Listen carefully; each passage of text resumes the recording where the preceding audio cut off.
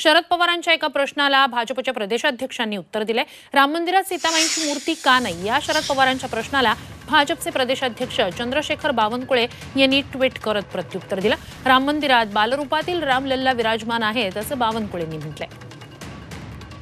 तर त्यांचं नेमकं ट्विट काय आहे पाहूया।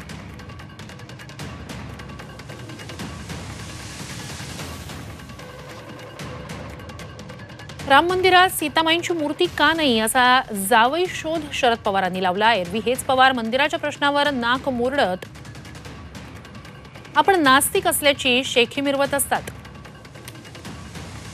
शरद पवारांनी उचलली जीभ आणि लावली टाळ्याला। असं करण्यापूर्वी थोडी माहिती घेतली असती तर बरं झालं असतं।